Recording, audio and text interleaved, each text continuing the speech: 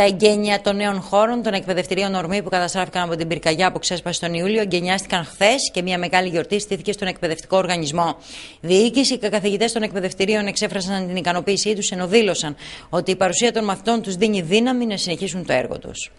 Μετά από 28 ολόκληρα χρόνια η ορμή μπαίνει σε μια νέα πορεία και αυτή η νέα πορεία θα στηριχθεί σε όλα τα σύγχρονα και όλα τα μοντέρνα χαρακτηριστικά που πρέπει να έχει σήμερα ο μαθητής.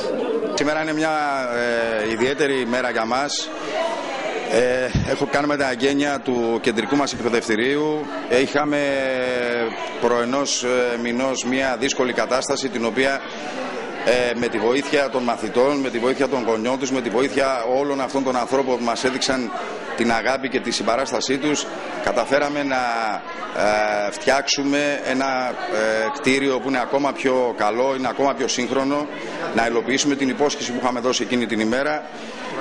Αυτό και σε συνδυασμό με όλες τις επιτυχίες που είχαμε την προηγούμενη εβδομάδα μας δίνει δύναμη για να συνεχίσουμε το έργο του εκπαιδευτικού οργανισμού ορμή, που για 28 ολόκληρα χρόνια πρωτοπορεί στην εκπαίδευση της Πάτρας. Είμαστε σίγουροι ότι θα συνεχίσουμε αυτή την προσπάθεια και με την βοήθεια των μαθητών μας θα εξακολουθούμε να είμαστε στην πρώτη θέση. Ευχαριστούμε πολύ όλους όσους μας βοήθησαν για να μπορέσουμε να κάνουμε αυτό το όμορφο κτίριο που παρουσιάσαμε σήμερα. Σε αυτή όμως την προσπάθεια, εκτός από εσάς, ήταν και δύο σώματα. Ήταν το σώμα της πυροσβεστικής, που πραγματικά οι άνθρωποι αυτοί πέσανε με θυσία το βράδυ της 12ης Ιουλίου και σώσανε από την επιχείρηση, και σαφώς η αστυνομική διεύθυνση Αχαΐας που έκανε τα πάντα για να περιφρουρήσει την περιουσία μας και την ιστορία μας.